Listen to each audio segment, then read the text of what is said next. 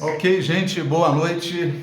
Estamos juntos Boa noite, aqui para obrigada. mais uma jornada e hoje vamos falar sobre hesitação, uma trava a ser superada, uma trava a ser vencida. Esse é um tema muito legal, eu espero que seja bastante edificante aí para a tua vida, para a minha vida, para a vida de todos nós.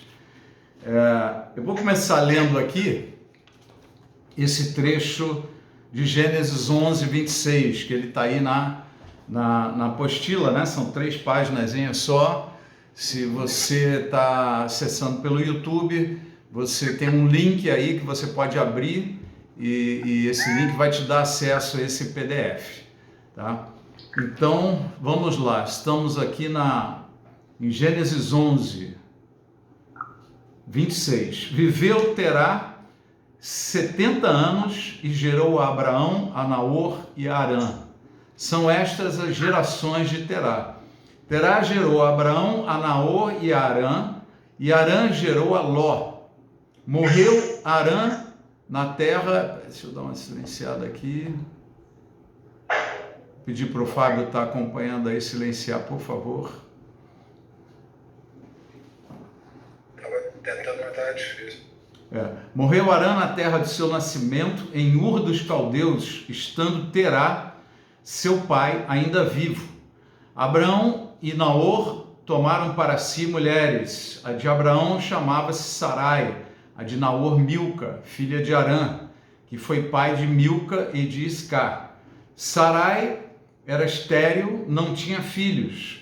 Tomou Terá a Abraão, seu filho, e a Ló, filho de Harã, filho de seu filho, e a Sarai, sua nora, mulher de seu filho Abrão, e saiu com eles de Ur dos Caldeus para ir à terra de Canaã.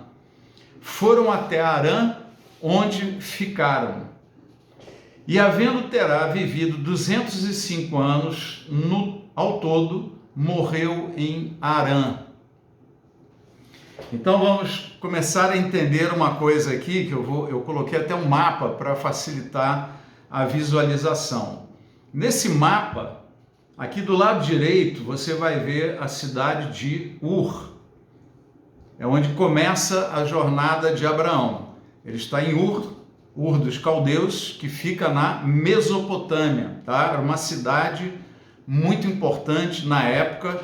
Estamos falando de, acho que até ela deve ter começado mais de 3.000 anos antes de Cristo, tá? Então, em Ur dos Caldeus, né, habitava lá Terá, sua família, tinha uma prosperidade, né, tinha uma boa condição, e eles habitavam lá, num tempo em que seria o pós-dilúvio, tá? A terra estava dividida em nações, né, e Deus vai começar um trabalho com a vida de Abraão, ele vai formar uma nação, né, a partir de Abraão. E Abraão está lá, a narrativa começa com essa história. Então, o texto diz aqui que o objetivo final de Terá, tem algumas coisas que é importante a gente prestar atenção, porque depois tem um significado espiritual prático para nós muito grande, tá? Então, ele, primeiro, no verso 31, tomou Terá a Abraão, seu filho, e a Ló, filho de seu filho, e a Sarai, sua nora, mulher do filho Abraão. E foi com eles de Ur dos Caldeus, que era na Mesopotâmia, para ir à terra de Canaã. Quer dizer, o objetivo dele era ir para Canaã, tá? Não era ir para Harã, o objetivo era ir para Canaã.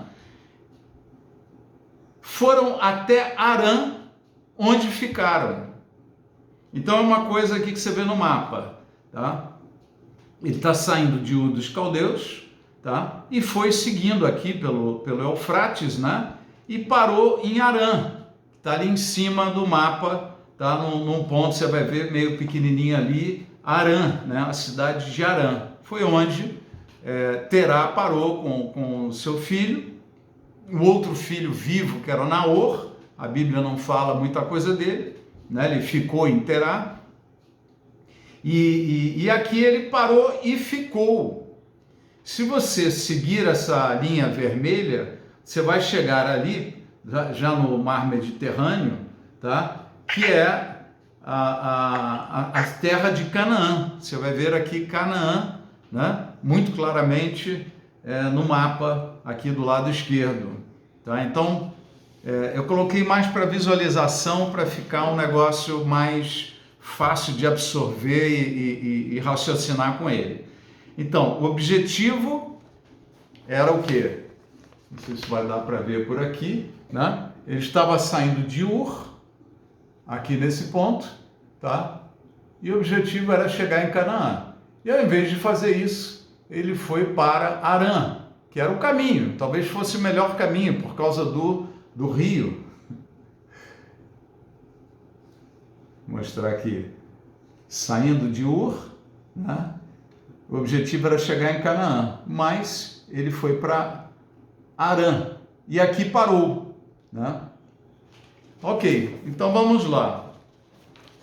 Falar um pouquinho mais desse texto aqui. Harã era o filho mais velho, mas morreu. Era o pai de Ló, tá? Ele morreu cedo.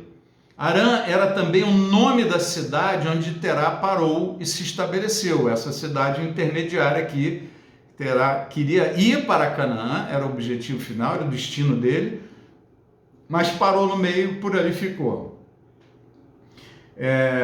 Ao invés de seguir para o destino Canaã. Terá, o nome Terá, o pai de Abraão, quer dizer demora, quer dizer parada.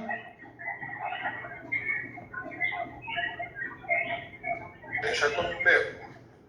Quer dizer parada para acampamento, quer dizer também estação. É como se fosse uma viagem e tem uma estação, não é? Uma viagem de trem, tem uma estação no meio, e Terá quer dizer estação. Terá é daqueles que demora e ele para no meio do caminho e por lá fica. Ele não consegue avançar, né? O significado desse nome Terá, que no Antigo Testamento todos os nomes têm um significado muito forte espiritualmente e que marcam a vida da pessoa, né? E Harã, que é o nome da cidade, né, onde eles param, Harã quer dizer o quê? É estrada ou rota principal. Ou seja, Harã estava no caminho, ele estava na rota. E Terá, que gosta de parar no caminho, que não consegue chegar até o final de seus objetivos, ele para em Harã, né, e por lá ele fica. E em Harã ele morreu. Tá? É o que diz o texto aqui, que ele morreu em Harã, né? Verso 32 de Gênesis 11. E havendo Terá vivido 205 anos, ao todo morreu em Harã. Então vamos lá. É um texto meio confuso. Por que ele ia para... A gente lê na Bíblia, né, que Abraão recebeu aquela palavra de Deus e obedeceu, ele foi imediatamente. E às vezes isso confunde um pouco, porque você perde a narrativa bíblica completa, né? Quando você vai ler aqui em Atos capítulo 7, Estevão, cheio do Espírito Santo, e a Bíblia chega a dizer, antes dele soltar essa palavra aqui, que muitos olharam para ele e disseram que ele estava com cara de anjo, né? Tão cheio do Espírito Santo, ele estava com o rosto brilhando como se fosse um anjo, né? E Estevão respondeu: varãos, irmãos e pais, ouvi. O Deus da glória apareceu a Abraão, nosso pai, quando estava na Mesopotâmia, antes de habitar em Harã. Então, olha que texto interessante. Se você olhar de novo no mapa, onde estava Abraão quando Deus falou primeiro com ele? Ele estava em Ur dos Caldeus, na Mesopotâmia, que era onde ele morava antes de ir para Harã. Então Deus já falou com ele lá atrás, antes do pai morrer, tá? E lhe disse: sai da tua terra e da tua parentela e vem para a terra que eu te mostrarei. Então é uma fala de Deus típica, tá? Que Deus faz isso com todos nós. Ele está dizendo para Abraão o seguinte: olha, eu tenho um projeto para você, que eu vou te levar para um lugar que eu ainda vou te mostrar, mas você tem que vir. Muitas coisas de Deus a gente não entende o plano. mas a gente obedece. Então eu vou começar a falar um negócio que Deus me fala muito sobre isso, com muita frequência, tá? Quanto mais eu obedeço à vontade de Deus, mais eu sou lançado no plano dele para a minha vida. Quanto maior a obediência, mais forte você entra no plano de Deus. Quanto menor a obediência, Deus tem uma vontade, você não está seguindo, não está fazendo, mais atrasado você fica no plano, você fica travado no caminho. Tá? Então a obediência flui, né? E a desobediência trava. Tá? Então o que acontece com essa fala de Deus para Abraão? Sai da tua terra e da tua parentela. Sai do quê? Da tua terra, onde você conhece tudo, onde você está seguro, onde você está estruturado. E sai da tua parentela, que é a segurança do pai, dos recursos, a família, aquela proteção toda da família. E ele diz simplesmente isso: sai de tudo isso daí, né? E vai para a terra que eu vou te mostrar.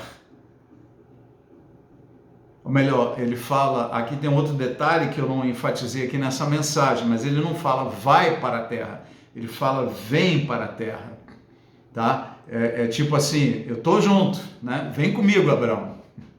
Tá? Então, quando Deus te chama, ele te coloca num chamado, ele não fala só vai, né? Vai, mas eu estou contigo, né? Ide pregai, né? E fazer discípulos e tal, mas quem é que vai com a gente? É o Espírito Santo, vai estar com a gente o tempo inteiro. Né?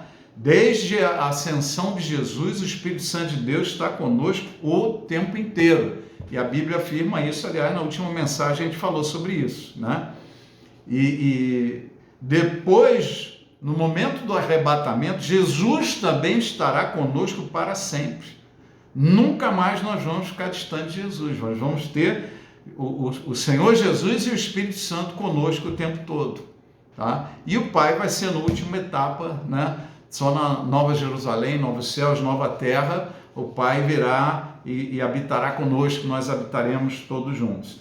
Tá? Então, voltando para o texto, sai da tua terra, da tua parentela, sai da tua estrutura, da tua proteção, do teu lugar de segurança, das coisas que você confia que são a tua estrutura, mas são tua estrutura terrena, não é a tua estrutura celestial. Tá? E vem para a terra que eu te mostrarei.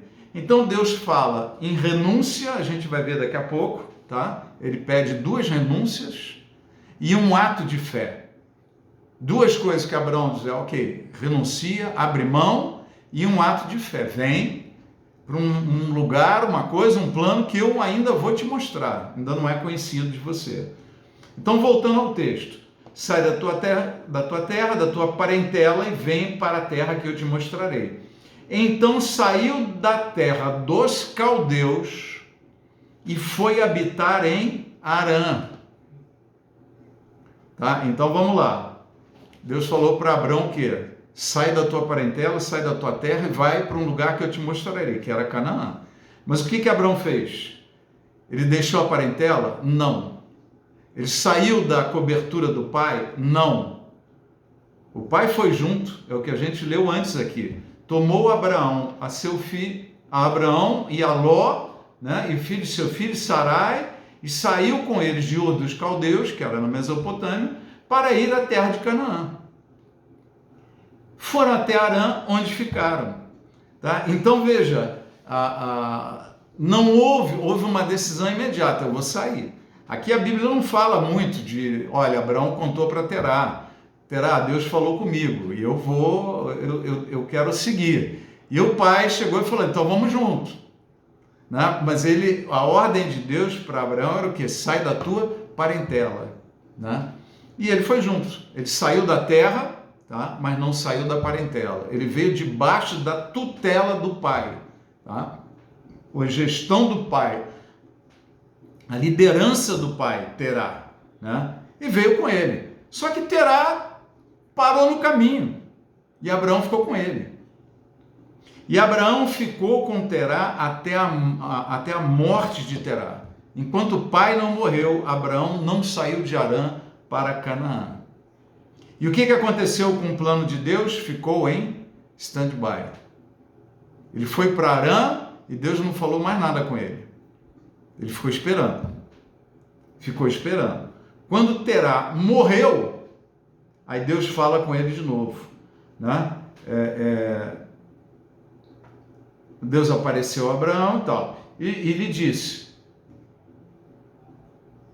sai da tua terra e da tua parentela e vem para a terra que eu te mostrarei. Então saiu da terra dos caldeus e foi habitar em Harã. E dali, com a morte de seu pai, Deus o trouxe para esta terra que vós agora habitais. Você começa a entender isso? Uma não obediência parou o plano. Uma não obediência travou o processo. Uma não obediência nossa para Deus, Deus não desiste de nós, mas o processo fica em stand-by. A gente tem que passar para a próxima etapa. É que nem um curso em que, enquanto você não passa, não é aprovado no segundo ano, você não começa o terceiro ano. Você precisa de uma aprovação anterior para entrar na seguinte, porque senão você não tem condições. Você não tem conhecimento, você não tem experiência, você não tem aquele preparo inicial para poder dar o passo seguinte.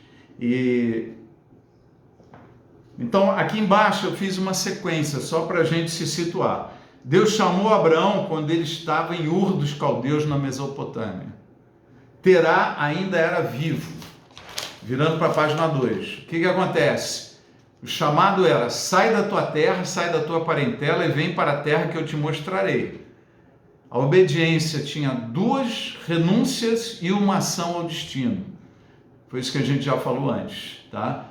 Então, eu abri esse parênteses aqui na sequência cronológica para dizer o seguinte: Deus faz isso na vida de todos nós. Isso que eu vou falar, estamos falando, mas que eu vou clarear aqui agora, tá? Em tudo que a gente vive, em todos nós, existem momentos fundamentais que Deus quer que a gente aprenda a depender essencialmente dele. Não é da minha aposentadoria, não é da minha formação, não é do meu patrimônio, não é do meu conhecimento, não é da minha supercapacidade. Deus quer que a gente aprenda a depender dele. E a dependência de Abraão estava em quê? Em 2 coisas.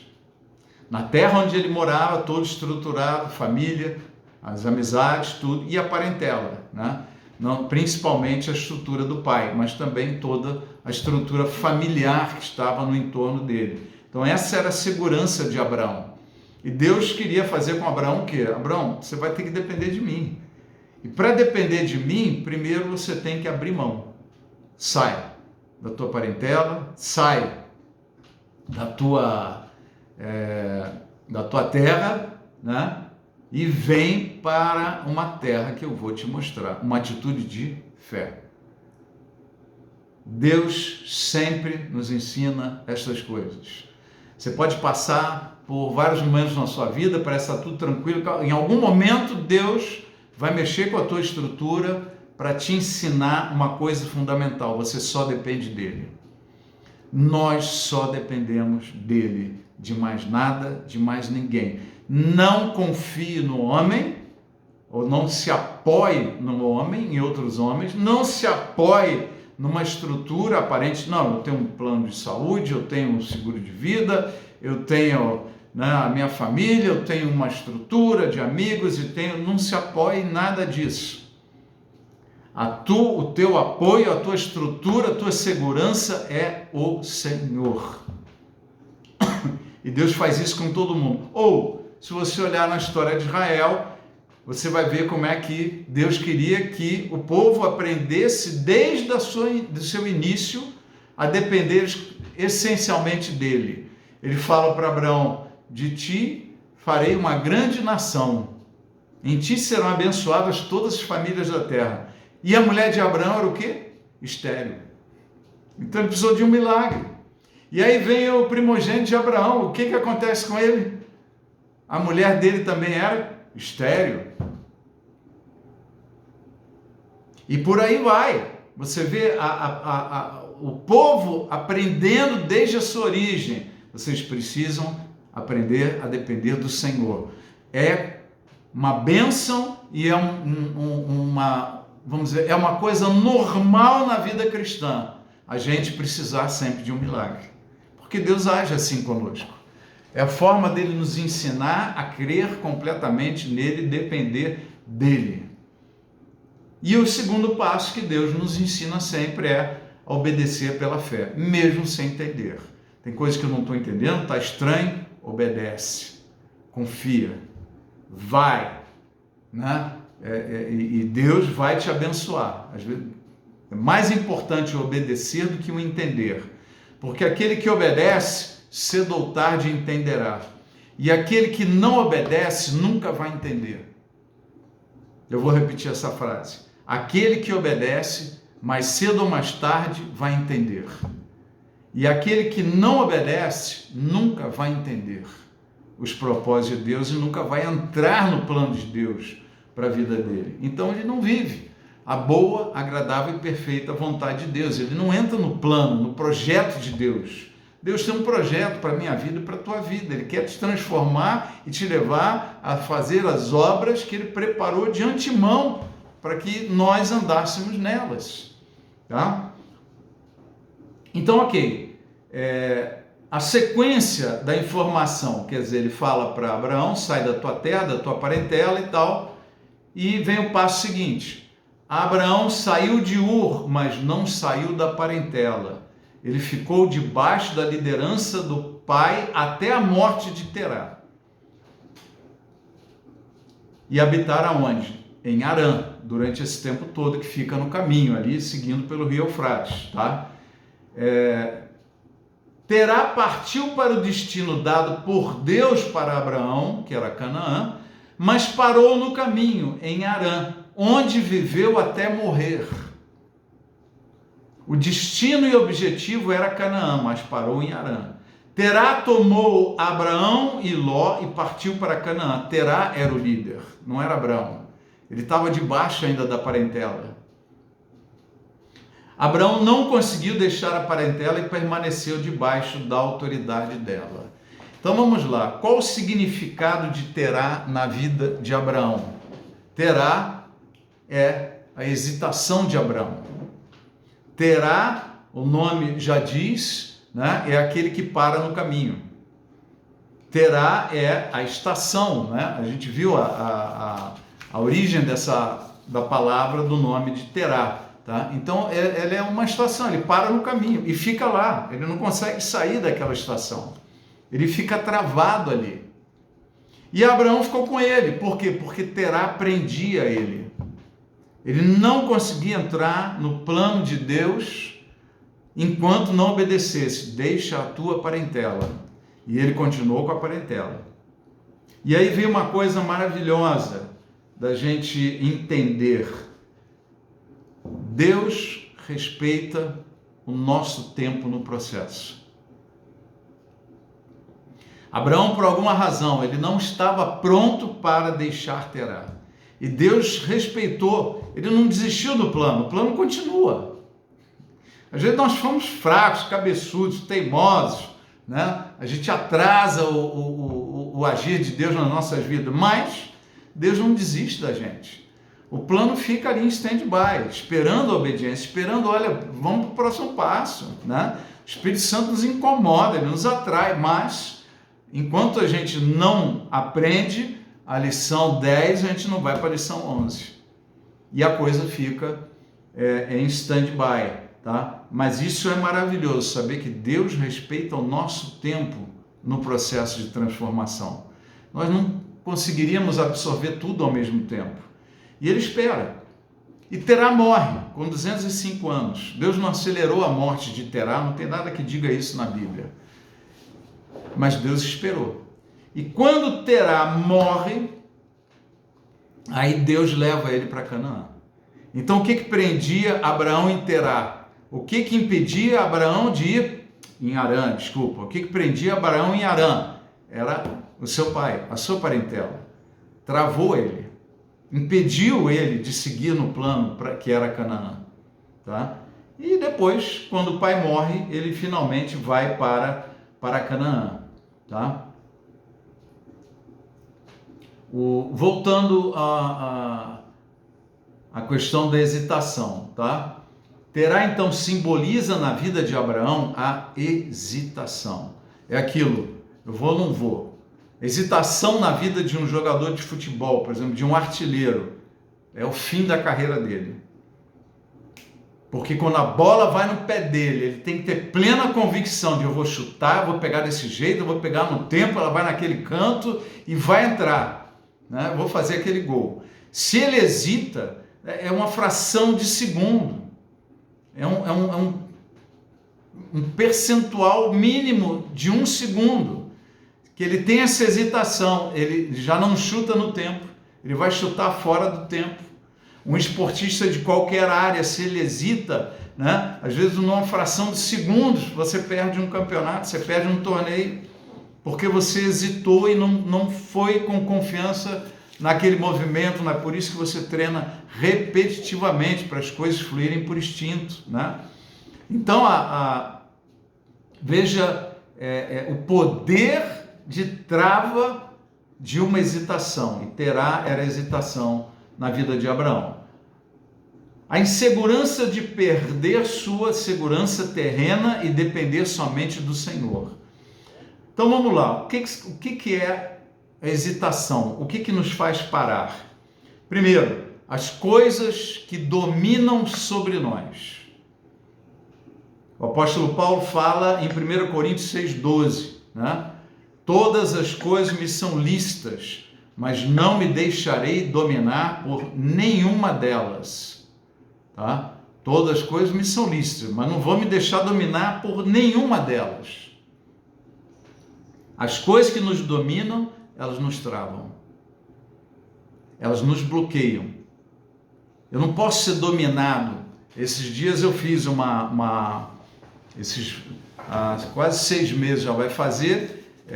Eu sempre falei assim, não, minha alimentação é muito boa, não sei o que, eu cuido da saúde e tal, exceto o açúcar. Eu como doce demais. E mesmo já tendo diminuído para menos da metade, ainda era muito, muito. Se eu contar para você o que era o menos da metade, você vai ficar achando que eu sou mentiroso e que eu deveria estar diabético, né?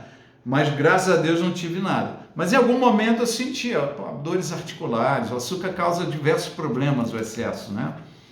E eu fiz uma auto-hipnose para perder a compulsividade.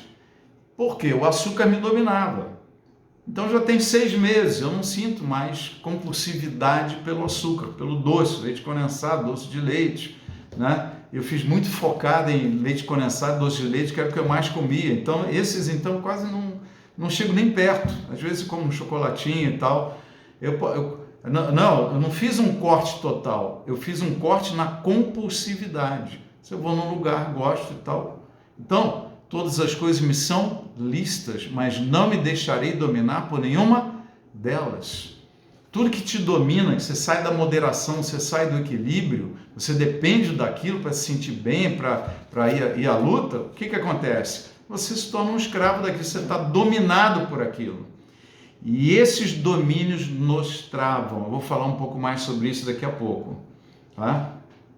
Quais são as outras coisas que nos travam, que nos fazem hesitar e não avançar? São as coisas que não renunciamos, que nós não abrimos mão, né? Tem gente que não abre mão da Netflix e Deus quer que você tenha mais tempo com Ele, buscando. Deus está te chamando para fazer um curso, está te chamando para medicina, mas você não larga o Netflix, você vai ser um péssimo médico, vai matar muita gente.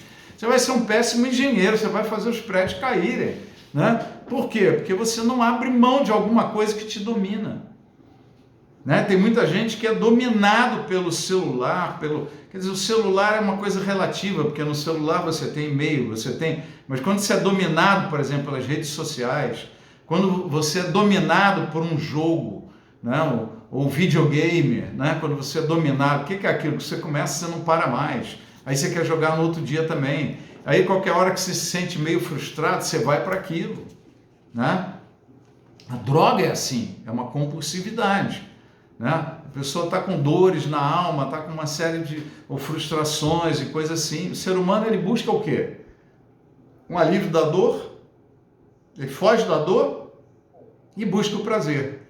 Então, o que a droga faz com a pessoa? Ela dá uma sensação de alívio da dor, ela esquece as suas dores, né? Por aquele momento que está entorpecido, e ao mesmo tempo ela tem uma sensação de prazer. Então, por que a droga vicia? Porque o efeito vai passando, o buraco do vazio, da dor, da frustração aparece de novo, né? E você fica com uma vida muito insossa, né? Sem graça e tal, e você vai usar mais droga. Aí você usa a droga de novo, só que cada vez a droga tem menos efeito e cada vez a sua dor é maior. Por quê? Porque você não aprendeu a lidar com ela, tá? E quanto menos você lida com ela, maior é a dor, maior é o vazio, maior é a frustração. Isso serve para as drogas, isso serve para a prostituição, para a pornografia, em outras palavras, a masturbação masculina ou feminina. A pessoa se sente frustrada, mergulha, né, na pornografia. Por quê? Porque ele esquece ali um pouco da dor, vai liberar um pouco dos hormônios, né, de serotonina, dopamina, né, endorfina, e ele libera essas coisas, já se sente melhor, estou na boa e tal. Daqui a pouco o efeito passa, né? Só que você se tornou compulsivo com aquilo. Então, são coisas que dominam. Você pode ser dominado por coisas que não são pecado, como Paulo falou, todas as coisas me são lícitas, mas você pode ser dominado também por coisas que são pecaminosas, né? Você pode estar pecando contra o corpo, você pode estar pecando contra alguém ou contra você mesmo. Então, são as coisas que não renunciamos, a gente não abre mão. As coisas que nos fazem parar no caminho, que nos travam. Eu vi algo mais interessante aqui, eu vou ficar nesse assunto, eu estou cansado, estou com preguiça, eu estou com o saco cheio. E aí começa a arrumar desculpa, né? Quais são as desculpas? A igreja é cheia de problema, eu não gosto, tem esse problema, aquele, tem não sei o quê, eu não vou mais para a igreja. Porque eu me decepcionei com Deus. A gente começa a arrumar um monte de desculpa para fugir do processo. O processo de transformação e o processo do milagre de Deus nas nossas vidas. Fugimos do destino que é Canaã, a conquista das promessas de Deus para nós. Coisas que nos afastam do nosso destino, coisas que atrasam o plano de Deus em nós. Então aqui eu botei nesse quadradinho aqui, né? Eu enquadrei, né? Quando fazemos a vontade de Deus, caminhamos para o plano de Deus. Quando não obedecemos, o plano fica em stand-by. Em processo de espera, ele não morre, mas também não acontece, tá? E tem gente que morre, como Arã, no caminho, né? Saiu de Ur, foi para Arã e por lá ficou, né? E ali ele faleceu, mas o filho seguiu o plano de Deus, a vontade de Deus, tá? Então vamos falar um pouquinho mais sobre isso no Novo Testamento.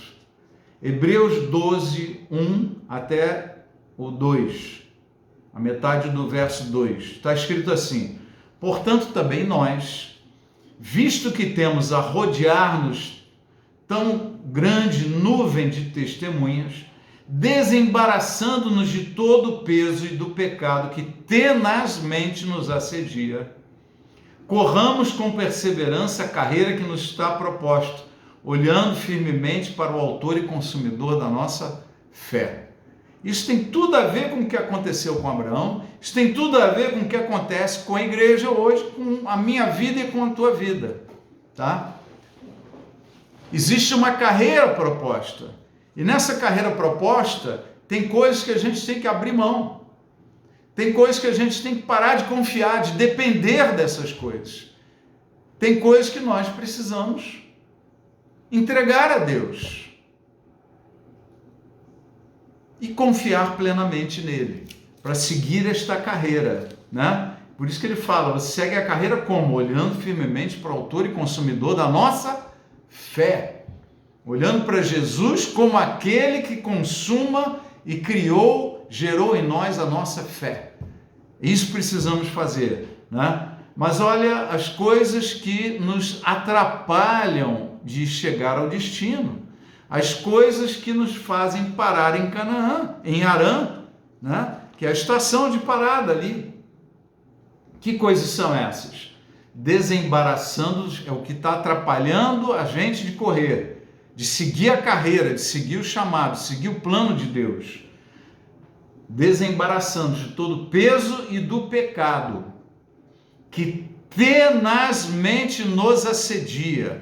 Então imagine a cena desembaraçando, é como você está cheio de nó, de laço, assim, você vai se desembaraçando, tira esses laços, arranca eles fora, né? Tira esses laços. Por quê? Porque há poder de Deus nas nossas vidas para fazer isso. A Bíblia diz que nós éramos escravos do pecado e que nós fomos libertos do domínio do pecado. Você não foi liberto do pecado, você foi liberto do domínio do pecado. O pecado já não tem domínio sobre a minha vida e sobre a tua vida. Você pode vencer o pecado, tá? Porque você foi liberto desse domínio. Mas você não está liberto da existência, da tua tendência ao pecado. Por quê? Porque enquanto você não receber o corpo novo e glorioso, você vai continuar com um corpo corruptível, um corpo que caiu. É a carne, né? Jesus falou, a carne, o espírito na verdade está pronto, mas a carne é fraca. Então a carne precisa se sujeitar à nossa alma, à nossa vontade, tá? Que deve ser dirigida para o espírito, tá?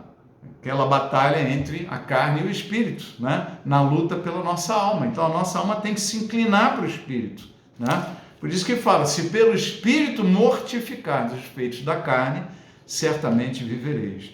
Então esse desembaraçar de pesos e de pecados, essas coisas estão te prendendo. E eu sei que enquanto eu ministro aqui, você já está imaginando o que está me prendendo. Ah, mas isso não é pecado, mas é peso. O que quer dizer um peso? É algo que está te impedindo de avançar, de correr, de seguir a carreira que o Senhor colocou na tua vida.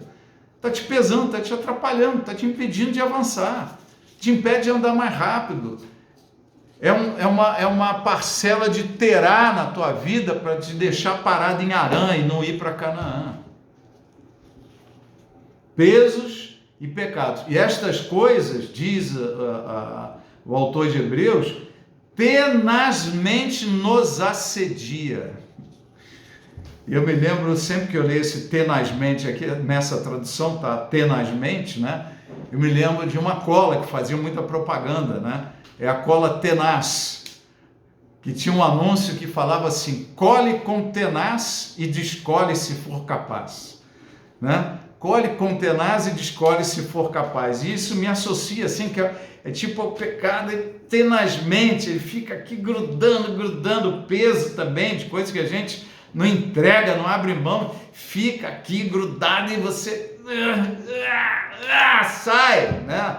Em nome de Jesus, né? Deixa o Espírito Santo fluir, né? Se pelo Espírito mortificados, feitos da carne, certamente vivereis. Então não é uma obra na força do homem, é uma obra na força do poder de Deus que foi colocado na vida daquele que é nascido de novo, daquele que é nascido de Deus. O poder do Espírito Santo. Pelo Espírito, nós mortificamos e nos desembaraçamos do peso e do pecado que tenazmente, grudosamente, pegajosamente nos assedia, né? Sabe aquela cola que você fica presa nos dedos também? Eu estou com uma aqui que eu gosto mais, é da Tech Bond, né? Tem a outra que é, nossa, me escapou o nome agora, é uma mais antiga, né? Super Bond, que ela sempre trava ali no bico, ela seca, você usa 2, 3 vezes e joga no lixo o frasco inteiro, né?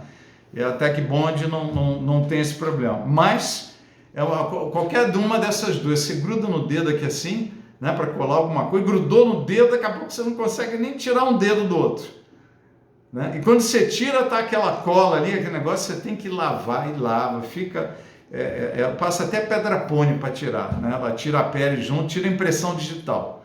E depois eu fico botando o dedo no celular e ele não reconhece minha impressão digital. Eu passo uns 2 dias digitando a senha porque o celular não abre com a impressão digital, né? Quando está aquela cola ali grudada, ou a pedra pônei tirou um pouquinho da impressão digital.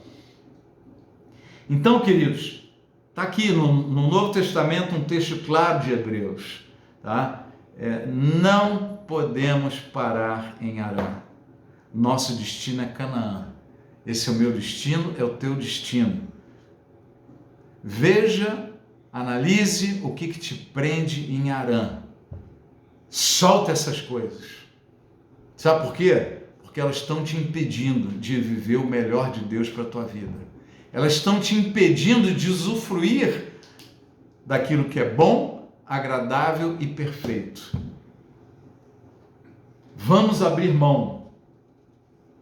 A hesitação se apoia nas nossas fraquezas, nas coisas que pecamos e nos distraímos, perdendo a ousadia e a determinação do alvo. Tá? Por que ele parou em Harã? Ele viu alguma coisa interessante, então não tinha...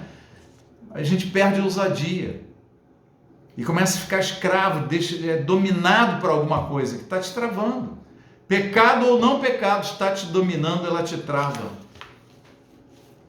E aí, na sequência, queridos, desse raciocínio, quer dizer, eu volto à questão de que Deus respeita o nosso tempo no processo de transformação. Deus respeita, mas você não pode ficar parado. Ele sabe quando não conseguimos suportar alguma coisa. Ele dá tempo para isso, para a gente ir se organizando. E vamos virar agora para a terceira e última página desta mensagem. Estamos ainda com um tempo bom, tá? Depois que o pai morre, começa um tempo novo na vida de Abraão. Mas ele ainda carrega consigo uma outra coisa. Que coisa? O sobrinho. Ele carregou com ele Ló. E veja, Abraão vivia um drama. Bom, Deus me chamou para ter uma terra, né, para ser o pai de uma grande nação. Eu vou gerar uma grande nação. Minha mulher é estéril. A gente está cada dia mais velho, cada dia mais estéril. Né? Cada semana que passa eu estou mais estéril do que era. Aos 75 anos, quando Deus me chamou, Sara tinha 65. E nunca tinha tido um filho, não conseguia, né? Então, cada vez eles eram mais estéreis do que antes, tá? Mas a Bíblia fala lá em Romanos que Abraão creu em Deus esperando contra a esperança, porque a esperança era o quê?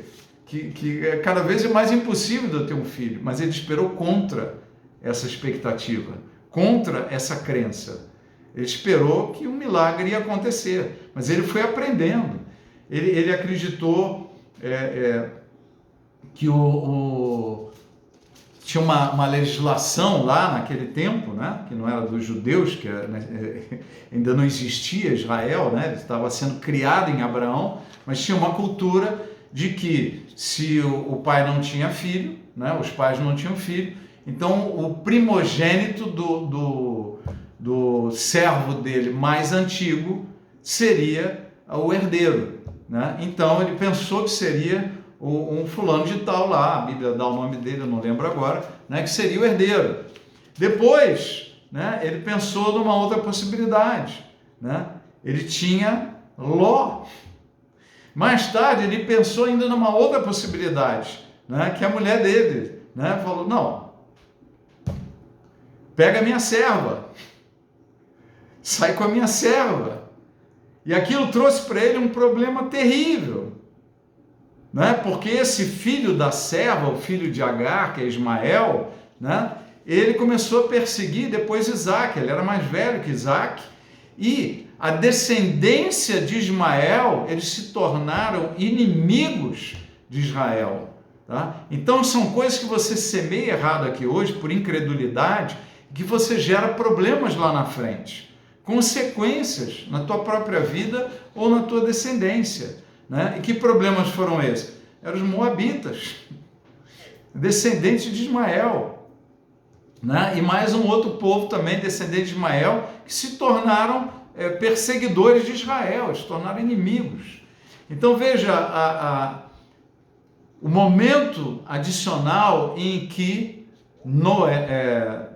Abraão precisava se libertar de Ló. E eu vou entrar nesse texto aqui, tá?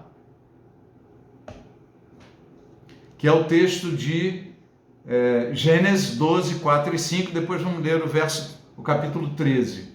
Partiu, pois, Abraão, como lhe ordenara o Senhor, e Ló foi com ele. Quer dizer, ele fala de Ló ir com ele podia dizer, partiu, pois Abraão, Ló foi com ele, como lhe ordenara o Senhor, mas não é, isso estava fora da ordem. Ele tinha que partir sem a sua parentela, deixa a parentela, abre mão da parentela. Tinha Abraão 75 anos quando saiu de Harã. Deus falou com ele lá na Mesopotâmia, em Ur. Mas em Harã, quando o pai morreu, Deus falou de novo com ele. E falou o quê? Levou Abraão consigo a Sarai, sua mulher, e a Ló, filho de seu irmão, e todos os bens que haviam adquirido. E as pessoas que lhes acresceram em Harã. Partiram para a terra de Canaã e lá chegaram. Aí vem Gênesis 13. Subiu, pois, Abraão do Egito para o lado sul, ele e sua mulher, e tudo que tinha, e com ele Ló. Sempre destacando, e com ele Ló. E era Abraão muito rico em gado, em prata e em ouro. Tá? E fez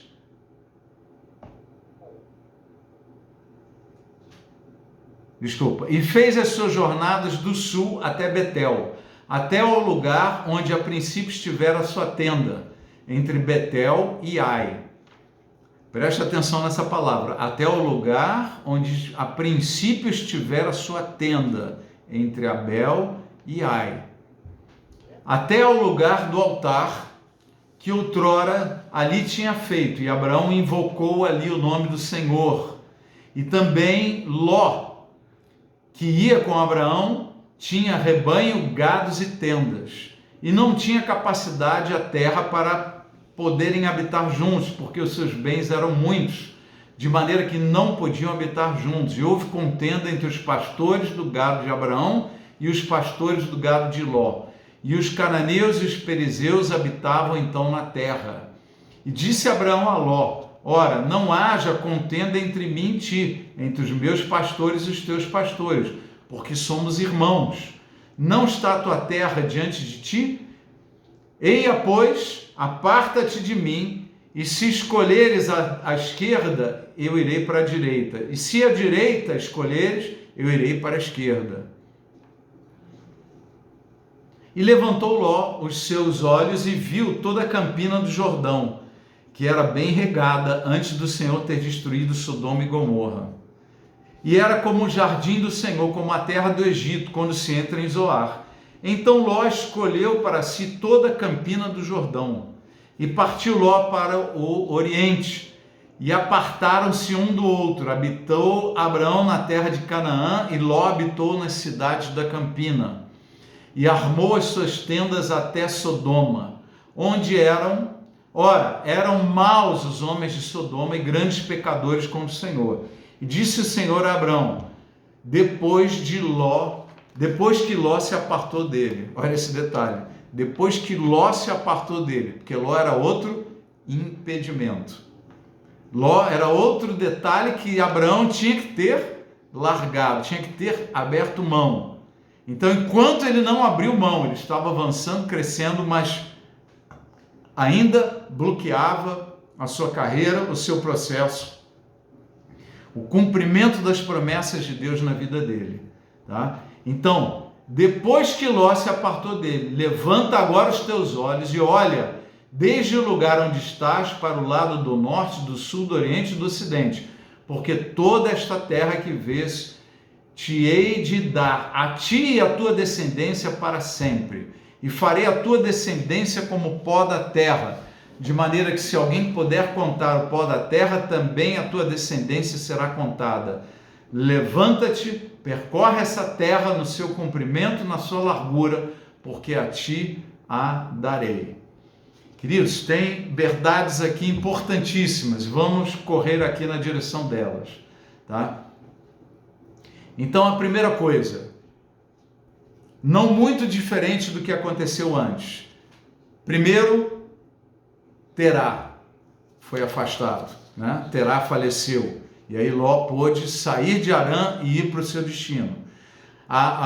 O desvínculo com Terá permitiu a Abraão ir para o seu destino, que é Canaã. Mas dentro de Canaã ele não pôde avançar e conquistar tudo, enquanto o sobrinho Ló não se afastou dele. E quando a gente demora a abrir mão de alguma coisa, Deus cria circunstâncias que nos obrigam a largar estas coisas. E ele precisava se afastar de Ló, cara. Que você ainda está carregando, pendurado em Ló, Ló pendurado em você. Ló está cheio, tem gado, tem um monte de coisa. Libera Ló. E precisou ter essa contenda, ele sentir esse problema, essa dificuldade, para que ele falasse: Ló, escolhe para onde você quer ir. E aí vem o caráter de Ló e o caráter de Abraão. O que Ló fez quando Abraão disse: olha, escolhe para onde você quer ir? Ele olhou para um lado, era uma região mais desértica, que era Canaã. E para outro lado, ele viu uma colina verde, né? Um lugar mais agradável. Pô, aqui vai ser muito mais próximo, tem verde, tem coisa. Ele, em vez de falar para o tio: não, tio, fica aqui no verde, porque é melhor para você, né? Eu sou mais jovem, eu fico aqui nesse outro lugar. Mas não, ele escolheu o melhor lugar. Só que o melhor lugar, aos olhos de Ló, nem sempre são o melhor lugar aos olhos de Deus. Porque Deus é quem faz o melhor lugar nas nossas vidas. É Ele. É Ele quem cria. É Ele quem gera o local que nós estamos ser o melhor lugar. Então, Ló escolheu o lugar aparentemente melhor. E olha o futuro de Ló. Enquanto Ló estava com Abraão, Ló prosperou, cresceu e avançou. Como é que Ló saiu de Sodoma e Gomorra? O que ele tinha lá em Sodoma e Gomorra? 2 filhas, uma esposa. Alguns dizem ou supõem que seja até uma mulher adúltera, porque ela olhou para trás, ela estava saindo de lá com a família e olhou para trás, aquela cidade toda pecaminosa, com homossexualismo, sexo em grupo, sexo grupal, sexo religioso, né? Apareceram os 2 anjos lá, os caras da cidade queriam pegar os 2 anjos, né? para ter relação com eles, né? Era uma coisa absurda. Não, são lindos e tal, que manda esses 2 homens para cá, né? Então uma coisa complicadíssima. Então Ló foi para lá com muitos bens e saiu de lá com nada. Enquanto Ló esteve com o ungido do Senhor, ele foi abençoado. Quando ele se desvinculou, ele precisava ter uma unção própria, uma graça própria de Deus na vida dele. Ele não buscou, não encontrou isso daí. Mas Abraão estava com a bênção de Deus, ele estava tentando ou caminhando cada vez mais para a obediência, né? Até chegar ao clímax, foi em oferecer o próprio filho, né, em sacrifício para Deus. Ele ia oferecer, Deus falou: não é isso, o sacrifício sou eu quem faço, né? Às vezes a gente tem que se lembrar de que nós não precisamos morrer pela igreja, porque Cristo já morreu por ela. A igreja tem um noivo, eu não sou o noivo da igreja, né? Então a gente tem que aprender sobre moderação, sobre coisas, e ver quem é o grande, quem é o cara. Nenhum de nós é o cara é o Senhor, é Ele. Ele é o noivo, Ele é o provedor, é Ele que sustenta todas as coisas, tá? Então, Abraão tem essa experiência, e logo depois que ele tem essa experiência, o que acontece na vida dele? Depois que Ló se apartou, Deus vai e fala com ele de novo, ampliando a dimensão da bênção e do chamado, dando mais clareza no chamado. O que isso quer dizer, queridos? Que quando a gente obedece e quando faz aquilo que tem que ser feito, o que acontece com as nossas vidas? Deus amplia. Deus amplia a visão. Ele amplia o chamado. Ele amplia o nosso destino, a visão do nosso destino. Que Deus já tinha uma visão, mas a nossa visão às vezes é pequena. Mas quando Deus abre a visão, olha, o plano que eu tenho, o homem, a mulher que eu programei, projetei, que eu planejei, Na sua vida, é essa mulher aqui, é isso que eu estou projetando. E quando a gente abre mão de coisas que estão atrapalhando, os caminhos se abrem mais e mais, e Deus fala mais conosco, e dá mais detalhes, e dá mais graça para que a gente avance. Uma coisa importante acontece aqui nesse texto, que eu não posso deixar de chamar a atenção, que é o quê? No verso 3, e fez as suas jornadas até o sul de Betel, até o lugar onde a princípio estivera a sua tenda, entre Betel e Ai, ao lugar do altar que outrora ali tinha feito, e Abraão invocou ali o nome do Senhor. E aí ele começa a narrar a situação de Ló, que se afastou então de Abraão. Você percebe a importância desse detalhe no texto? Antes de Ló se afastar de Abraão, Abraão foi para o lugar de origem, onde ele ali havia erguido um altar para Deus. E ali ele invocou de novo o nome do Senhor. E depois de ir até esse altar, o que quer dizer isso espiritualmente nas nossas vidas? Muitas vezes nós vamos voltar ao lugar de origem, ao ponto de partida, espiritualmente, emocionalmente, voltando ao ponto de partida. Foi aqui que começou. Foi essa a minha origem, né? Numa das cartas do Apocalipse, Deus fala: volte ao primeiro amor. Esse é um lugar espiritual, de paixão, de decisão, de determinação. Volta a esse lugar. Lembra que você me ergueu um altar aqui neste lugar. Se lembre deste altar. Se lembre da tua entrega, da tua consagração naquele dia. E invoca o meu nome. E os milagres voltam a acontecer. A coisa começa a se derramar na minha vida, nas nossas vidas, na vida de todo filho, todo nascido de Deus, tá? Então, qual o significado? Eu vou te dizer o seguinte, por exemplo, qual é o horário, qual é o local, qual é o momento emocional, racional ou espiritual da tua vida, ou temporal, que você peca, que você está escravo de alguma coisa. Por exemplo, pode ser à noite, que você mergulha no videogame, mergulha na Netflix, ou à noite que você mergulha na pornografia, ou à noite que você entende que precisa beber, que precisa fazer alguma coisa. É aquele horário que já se tornou um gatilho, a hora que você para e que você vai pecar, você vai se entregar a algo que está te dominando, está atrasando, está travando a tua vida em Harã. É um lugar espiritual. E nesse lugar, erga um altar. O que quer dizer erguer um altar? É nesse horário aqui, na hora que eu deito, às 10, 11 horas da noite, que eu estou pisando na bola, ok? É nesse horário que eu vou erguer um altar para Deus. O que eu vou fazer nesse horário? Devocional. Eu vou começar a buscar o Senhor todo dia. Eu peguei um livro para ler, eu vou ler sobre esse livro todo dia. Eu entrei no grupo dos alcoólatras anônimos. Essa é a hora que eu vou ler o livro do AA. Eu vou ler e vou preencher aquele relatório. É nesse local temporal, emocional, espiritual. Qual é a hora? O que é o local espiritual das emoções? É a hora que eu me sinto meio vazio, frustrado. Cara, é a hora da frustração. Erga um altar. Erga um altar e tenha para ti que toda hora que a frustração começar a te dominar, é a hora que você vai entrar naquele altar e se lembrar da tua consagração, invocar o nome do Senhor, estabelecer ali um tempo de busca, não importa onde você está. No meio da tarde me dá um vazio, me dá uma frustração. É no final de semana, no sábado, eu resolvo começar a beber, ou eu vou fazer besteira, ou... Qual é o teu local espiritual? Erga um altar. E quando você ergue um altar, Deus te ajuda a se livrar daquilo que você não está conseguindo se livrar. Em Betel, Abraão parou entre Betel, que quer dizer casa de Deus, e Ai, que quer dizer ruínas.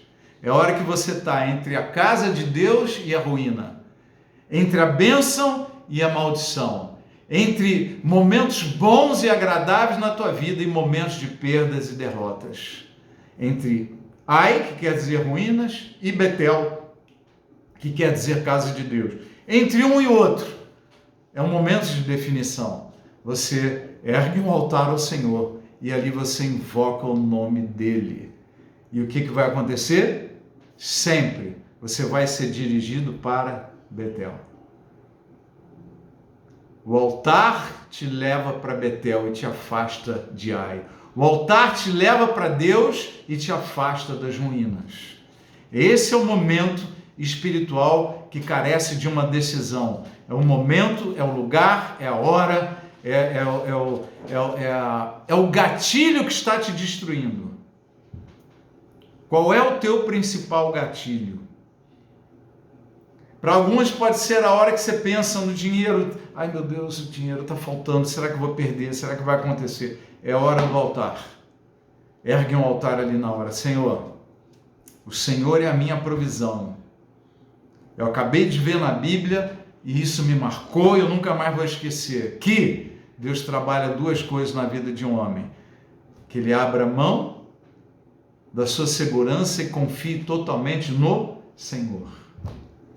A nossa vida deve ser, é um processo natural na vida de um homem e de uma mulher de Deus, depender do Senhor sempre. Minha segurança não está neste mundo, nas coisas desse mundo, no dinheiro, na saúde, num plano de saúde, não está em nada deste mundo. Minha segurança está no Senhor. Ele é a minha proteção, Ele é o meu refúgio. E é essa palavra que eu queria deixar com vocês. É hora de avançar. É hora de deixar as coisas de menino. De não se deixar mais dominar pelas coisas que nos travam e, cheios de ousadia e fé, decidir avançar.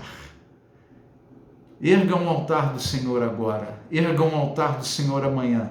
Localize a tua fraqueza. Localize aquilo que te faz ficar em Harã e não sair de Harã e ir para o destino. Localize as coisas que estão te travando no caminho, os pesos e pecados que te dominam.